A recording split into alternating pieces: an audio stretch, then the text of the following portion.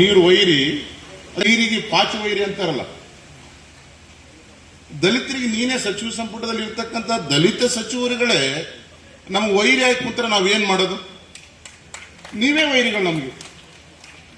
ಮಾದೇವಪ್ಪನವ್ರೆ, ನಿಮ್ಮ ನಾಚಿಗೆ ಬರ್ಬೇಕು ನಿಮ್ಗೆ.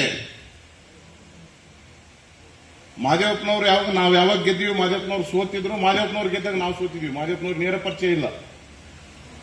ನಾನೇನೋ ಮಾದೇವಪ್ಪ ಬಾಬಾ ಸಾಹೇಬ್ರನ್ನ ದಿನಕ್ಕೆ 2 ಸಾರಿ ನೆನೆಸ್ತಾನ ಅಂದ ತಕ್ಷಣ ನಾನು ಏನೋ ಈ ಮನುಷ್ಯ ದೊಡ್ಡ ಮನುಷ್ಯ ಇರ್ಬೇಕಂತೇಳಿ ನಾನು ಆತನ ಅಭಿಮಾನಿ ಆಗಿದ್ದೆ.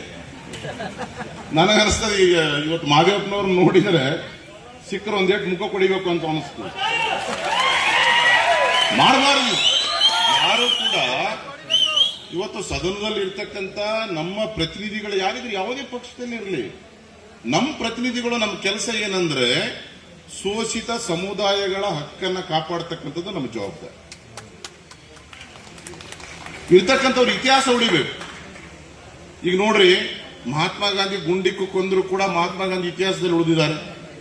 ಇವತ್ತು ದೇವರಾಜ ಅರಸು ಇತಿಹಾಸದಲ್ಲಿ ಉಳಿದ್ರೆ ಗೋವಿಂದ ಕಾರಜೋಳ ಸಾಹೇಬ್ರು ಹೇಳ್ತಾ ಇದ್ರು, ಉಳುವವನೇ ಭೂಮಿಯ ಒಡೆಯ ಅಂತೇಳಿ ಕಾನೂನು ಜಾರಿಗೆ ತಂದು ಸನ್ಮಾನ್ಯ ಅರಸು ಅವರು ಇತಿಹಾಸದಲ್ಲಿ ಉಳಿದ್ರು.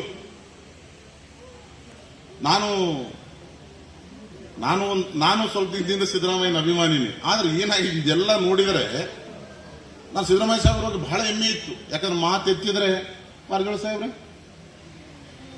ಸಾಹೇಬ್ರೆ ಎಬ್ಬಿಸ್ತೀರಿ ಮಲ್ಕೊಂಡಿದ್ದಂಗೆ.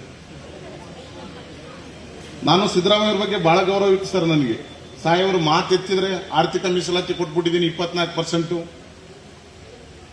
ನಾನು ಅದು ಮಾಡಿದ್ದೀನಿ, ಅನ್ನ ಭಾಗ್ಯ ಕೊಟ್ಟಿದ್ದೀನಿ, ಬಸ್ ಭಾಗ್ಯ ಕೊಟ್ಟಿದ್ದೀನಿ, ಎಲ್ಲನೂ ಹೇಳೋರಲ್ಲ. ಏನೋ ಈ ಮನುಷ್ಯ ಶೋಷಿತರ ಬಗ್ಗೆ ಭಾರಿ ಕಳಕಳಿ ಆದ ಅಂತ ಹೇಳಿ ರಾಜಣ್ಣನು ಅಭಿಮಾನಿ, ನಾನು ಅಭಿಮಾನಿ.